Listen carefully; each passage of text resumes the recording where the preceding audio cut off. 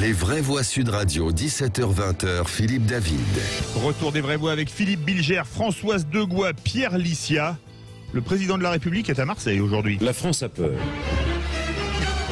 Comme viennent de pas me dire, les Marseillais, c'est eux qui ont commencé, c'est pas vrai. Il y a de la violence dans la société. La France et les Français ne sont plus en sécurité et des mesures d'urgence s'imposent. Et bougez-vous le cul. Les zones de non-droit n'ont pas leur place dans une république et dans un état de droit. Ce que j'ai vu hier, c'est impardonnable. Les choses se sont durcies ces dernières années. Mais on devient fou. Je suis donc parfaitement clair.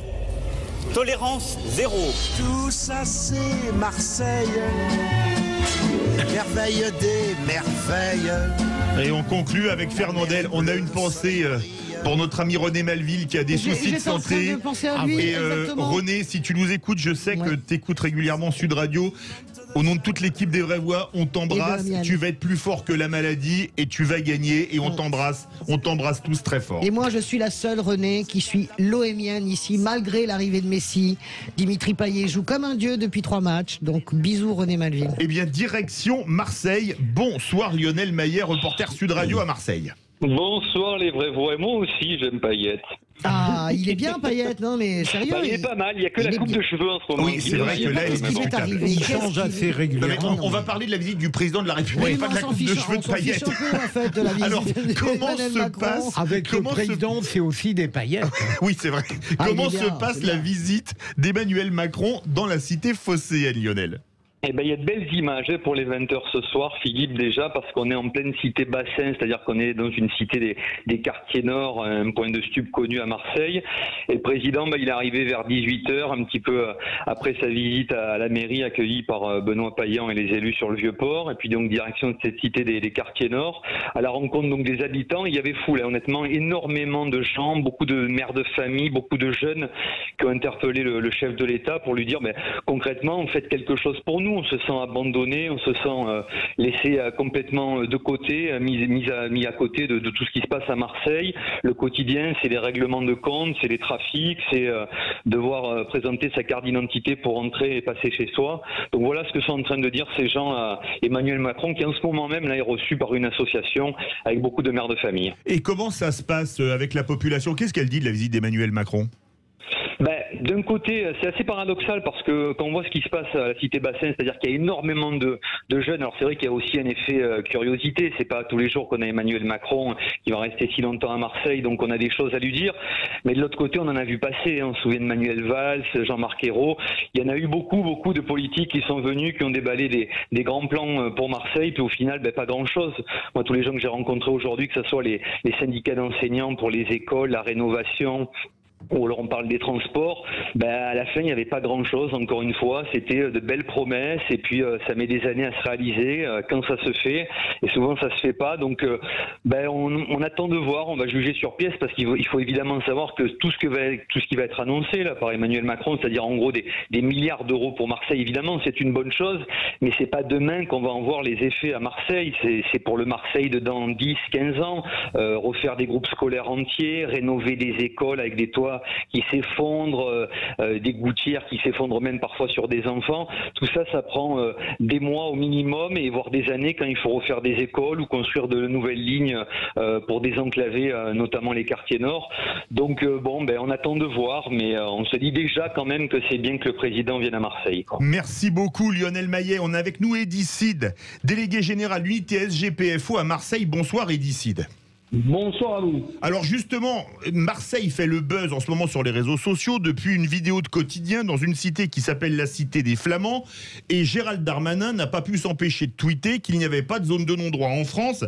Mais est-ce que quand on voit les checkpoints dans une cité et Gérald Darmanin qui dit qu'il n'y a pas de zone de non-droit, ça vous fait pas penser à Thierry Lhermitte dans le Père Noël dans Le est une ordure lorsqu'il dit Thérèse n'est pas moche, elle n'a pas un physique facile, c'est différent. Est-ce que c'est pas un peu le même déni de réalité ? Bon, moi je vous dirais que M. Darmanin, par rapport aux autres, aux précédents, si je puis dire, c'est un des rares qui aujourd'hui allie la parole aux actes. Alors on verra si ça continuera de façon structurelle, mais pour l'instant c'est le cas. Il nous avait promis 300 fonctionnaires de police, aujourd'hui on en a déjà en moins de 6 mois 94. Et 94 supplémentaires, pas des départs de retraite remplacés.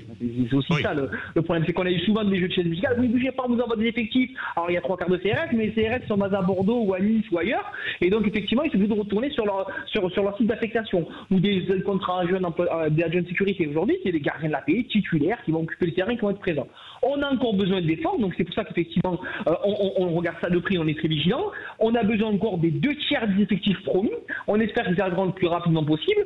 Donc aujourd'hui, on doit au moins saluer cela, parce que beaucoup ont fait des effets d'annonce et il n'y avait pas de suite derrière. Donc c'est déjà, aujourd'hui on avance un peu. C'est déjà pas mal. Pierre Licia. Oui, moi j'écoute ce que vous êtes en train de dire et je me méfie toujours un peu des annonces d'effectifs supplémentaires parce qu'on sait, c'est votre métier évidemment, la police souffre du manque d'effectifs, mais pas seulement. Et moi j'ai peur que le politique ne cesse de raisonner qu'en termes d'effectifs et oublie par conséquent ce qui ne se voit pas en fait politiquement, c'est-à-dire quels moyens on vous donne, vous fonctionnaires de police sur le terrain, pour exercer votre mission le mieux possible, c'est-à-dire quel véhicule vous avez, quel équipement vous avez, quelle formation vous avez, dans quels locaux vous travaillez.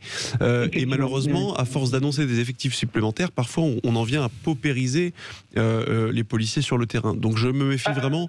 J'imagine que si vous le saluez, c'est que c'est évidemment pour vous une chose positive.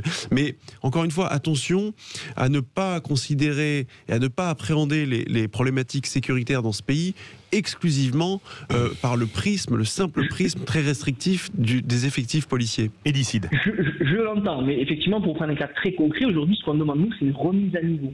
C'est-à-dire qu'aujourd'hui, on est sous-calibré, la ville de Marseille est sous-calibré en termes d'effectifs régaliens. Vous prenez un cas très concret qui fait l'actualité aujourd'hui, c'est le 19e à Paris. Un commissaire du 19e que je connais très bien avec le parquet Hall, les problématiques qu'il y a avec les drogués et tout ça. Le 19e arrondissement, c'est aujourd'hui 30 à 35 fonctionnaires de police sur une brigade de police secours. Vous savez, ceux qu'on voit en tenue, qui font baisser les sentiments d'insécurité, qui sont les primo-intervenants quand vous appelez. Ça, c'est pour un seul arrondissement, 30 à 35 fonctionnaires. Et sur les quartiers sud de Marseille, pour ne pas parler que des quartiers nord, pour 5 arrondissements, on a 10 à 15 fonctionnaires. Pas un arrondissement, 5 arrondissements. Donc effectivement, nous sommes sous-calibrés de façon malheureusement structurelle à Marseille, donc il y a un rattrapage à faire de façon monumentale, et M. Licia a raison, car il y a aussi des moyens mobiles et matériels, et là je parlerai des responsabilités de la municipalité de Marseille, qui se doit aujourd'hui mettre en place une véritable vidéoprotection sur les quartiers nord et les quartiers sud de Marseille. Il faut savoir que Marseille, ayant quasiment 2 fois plus d'habitants que Nice, a peut-être 2 fois moins de caméras de vidéoprotection. Alors il faut sortir un certain dogmatisme, parce que je sais que la majorité municipale encore n'est pas trop d'accord, c'est un peu tiré dans tous les sens. Je ne m'immiscerai pas là-dedans, je dirais juste que Paris, une fois de plus, effectivement, qui a à peu près la même obédience politique que la municipalité actuelle de Marseille, a été très pragmatique et a avancé sur ces sujets. Aujourd'hui, tous les arrondissements parisiens sont dotés de systèmes de vidéoprotection. Et aujourd'hui, Marseille est totalement sous-calibré. Quand vous vous rendez compte, pour finir sur mon propos, que sur le système d'exploitation, effectivement, pour vérifier, par exemple, très concret, un collègue de la BAC qu'il fallait voir hier, il y a eu un vol à l'arrache, on va voir ce qui se passe, est-ce que c'est, on peut reconnaître l'individu, sa direction de fuite, la plaque d'immatriculation du véhicule qui serait parti, il arrive, lui il utilise des systèmes d'exploitation de vidéoprotection sur les quartiers nord de Marseille, c'est-à-dire qu'il y a un seul site sur le 15e, les collègues de tous les services judiciaires, des groupes de BAC, d'investigation, quel qu'il soit, ils ne peuvent pas, parce qu'on a un système d'exploitation de la vidéoprotection pour 500 fonctionnaires. Philippe Bilger. On devrait en avoir un par arrondissement. Aujourd'hui, ce n'est pas le cas. Je regrette de devoir apporter une contradiction sur Marseille. D'abord, je ne crois pas du tout au plan. Je l'ai dit tout à l'heure, je ne le reprendrai pas. Deuxième élément, je suis persuadé qu'un plan, même s'il réussit, concerne évidemment les 20-30 années qui vont venir, et à la longue, comme disait Keynes, nous serons tous morts et les Marseillais seront désespérés. Et je pense surtout que le plan n'a rigoureusement aucune incidence sur la réalité, la progression de la délinquance et de la criminalité. Troisième point, je regrette que en permanence en France, lorsqu'on est confronté à un problème qu'on surestime, Marseille, c'est une expression paroxystique peut-être de la France qui, à l'heure actuelle, est victime de la délinquance et de la criminalité. Rien n'est pire que de vouloir en faire une ville extraordinaire, notamment avec un procureur spécial. Ça n'a rigoureusement aucun sens. Marseille ne doit pas devenir l'arbre répressif qui cache la forêt du laxisme national. Je suis d'accord et sans l'aide, parce que moi j'ai commencé mon travail de journaliste à Marseille, donc je connais bien. J'étais à France Inter, France Info et Radio France Provence, et dit que vous connaissez, avec l'ami Avi Assouli. Donc on plaisante plus. Voilà. L'historique Avi Assouli. Historique, autant que la vieille dame et le vieux port. Exactement. Avi. Je voulais juste dire, rappeler quelques faits. Et là, je suis pas d'accord avec vous, Philippe. Marseille, il y a une spécificité de Marseille. D'abord, c'est la guerre des mafias. C'est pas simplement le grand remplacement qui voudrait que la mafia marocaine et maghrébine prennent le pas sur la mafia corse. Ça n'est pas vrai. Les Corses sont très actifs. La Ndrangheta, qui est la mafia calabraise, est très active. La mafia maghrébine est très active. Et on a, contrairement à d'autres cités, à Marseille, il n'y a pas de problème de djihadisme et d'islamisme radical. Le problème de Marseille, vous le savez très bien, c'est la drogue. Le problème de Marseille, parce que vous ne le dites pas, Eddy, c'est que vous avez des checkpoints. Moi, il y a déjà 20 ans, je faisais des reportages, et vous aviez même les policiers qui avaient peur des murs parpaings, c'est-à-dire qu'on ouvre et qu'on referme sur eux. Et ça devient, la cité, enfin le quartier devient une vraie souricière pour les policiers. Donc, contrairement à ce que dit Philippe, il y a une spécificité marseillaise qui culturelle aussi, qui est liée aussi à la culture mafieuse, et on peut quand même se le dire, de l'immigration italienne du 19e siècle. Après, il y a eu l'immigration arménienne. Après, non mais vous comprenez, on peut quand même... Et puis, il y a une culture politique marseillaise que je connais bien. Les gens ne veulent pas le dire. Des millions ont été déversés. Où sont passés ces millions? Il n'y a jamais eu un contrôle de cet argent public. On sait très bien que cet argent public, il a servi aussi à financer les activités politiques. On peut quand même le dire, sans donner de nom. Il y a une culture politique marseillaise spécifique que vous ne retrouvez pas ailleurs en France. Et d'ici, et on part au 0826 300 300. C'est vrai, Eddy, sur la dangerosité des cités. On écoute sa réponse. Alors, effectivement, première chose, vous avez raison de ne pas ethniciser le débat. Effectivement, c'est pas depuis qu'il y a la mafia maghrébine qu'aujourd'hui chiffre explose. La French Connection, c'était avant l'immigration maghrébine. Et les Lyonnais, et les Grenoblois. Et les gangs des Lyonnais, même Carbone et Spirito, Francis le Belge, Jacques Imbert, Guy Le Mat. On peut se le faire. Les frères Bengler. Et les frères Parletto, on peut tous les faire. Exactement. Oui, et donc, voilà. Donc, effectivement, il y a un vrai milieu qui a toujours existé. Bon, il est ce qu'il est. Maintenant, c'est certain qu'aujourd'hui, on a à l'heure, effectivement, de la digitalisation, de la mondialisation exacerbée. Donc, le problème, c'est qu'aujourd'hui, on en passe de réseaux qui vont devenir des cartels, à l'image de ce qui se fait en Amérique du Sud. Aujourd'hui, on a des individus, effectivement, parce que Marseille est un port, c'est une des spécificités encore, effectivement, qu'on n'a pas ailleurs, et c'est plus facile d'entrer ici qu'ailleurs. Vous avez des ramifications sur le Maroc, sur le Moyen-Orient, mais je vous rappelle un caractère très concret. On a eu un narcotrafiquant marseillais qui a été interpellé à Dubaï il y a quelques temps. Bien sûr, au début de qui est d'ailleurs au tribunal, là. Et très bon. Tout à fait. Donc, très grosse interpellation. On part au 0826 300 300. Bonsoir Marie-Christine. Bonsoir Philippe, bonsoir à votre équipe. Bonsoir. Est-ce que pour vous, Emmanuel Macron va réussir à Marseille? Alors, je vais reprendre la phraséologie que vous avez utilisée au départ. Ses prédécesseurs ont échoué, dites-vous. Moi, je dirais qu'ils n'ont pas échoué, parce que pour échouer, il faut avoir fait quelque chose. Or, ils n'ont rien fait. Et je pense que Macron n'échouera pas, parce qu'il ne fera rien. C'est-à-dire que c'est de la poudre aux yeux. Pour moi, c'est clair. Mais complètement. Ça fait cher la poudre aux yeux, quand même. Attendez, ça fait des décennies que la situation dégénère. Il est depuis 4 ans au pouvoir. Il attend 8 mois avant son élection pour réaliser qu'il y a peut-être quelque chose à faire.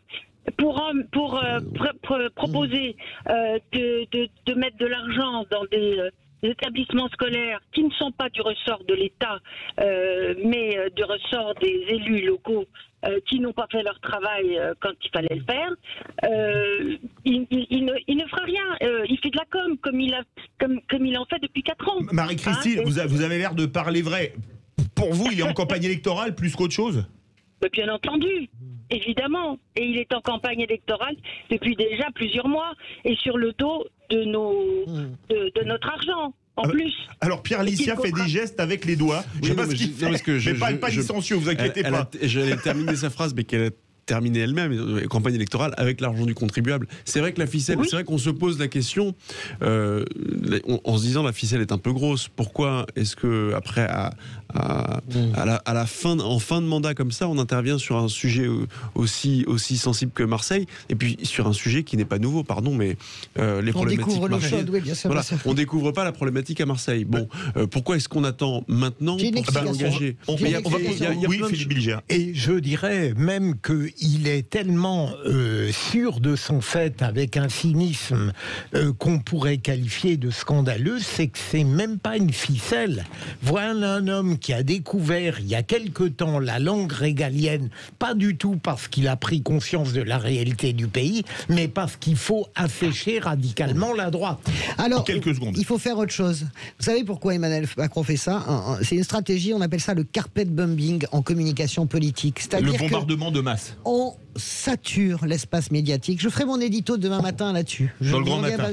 On sature l'espace médiatique. Et d'ici, vous êtes on empêche, si vous voulez, l'existence de tous les protagonistes politiques, opposants ou pas, et on empêche l'existence de toute l'émergence d'autres problèmes. On fixe le calendrier. Et la saturation de l'espace médiatique, avec évidemment la complaisance de nous tous, parce qu'on fait que ça, parler de la vie de Macron, eh bien ça, c'est une arme de guerre à destruction massive. Et d'ici, on dit à Marseille que Emmanuel Macron est en campagne électorale aujourd'hui? Honnêtement, moi je vois, de façon très pragmatique, je vois effectivement l'accueil qui est fait par les habitants, c'est quand même assez impressionnant. On peut se plaindre effectivement que les habitants ont peur qu'il y ait une omerta, mais c'est vrai qu'ils n'hésitent pas. Il y a des associations de femmes qui sont courageuses, qui prennent la parole, qui expliquent les problématiques, qui s'investissent. Enfin, il y a des tables rondes qui sont faites. Il y a quand même une énergie qu'on ne trouve pas ailleurs. Moi j'ai travaillé dans le 93, il faut vous en parler. Effectivement, c'est beaucoup plus, l'omerta est beaucoup plus grande qu'un politicien, quel qu'il soit. On n'est pas effectivement aussi avenant, on ne prend pas le temps de discuter. Là aujourd'hui, il y a quand même des citoyens qui veulent prendre leur destin en main. Et ça, c'est quand même. C'est vrai que les politiques ont toujours été accueillis très bien. Merci beaucoup, Eddy Cid, délégué unité SGPF aux police à Marseille. Verdict sur Twitter. Macron peut-il réussir là où les autres ont échoué sur l'insécurité à Marseille? Et vous êtes 96,9% à dire non. Ça vous dirait un petit coup de rosé, de blanc, de rouge? Pastis? Non, pas de pastis, mais c'est dans la même région. On va rester en province, mais pas dans le même style. On va pas parler d'insécurité, on va parler solidarité et vin avec Philippe Rossi dans quelques instants.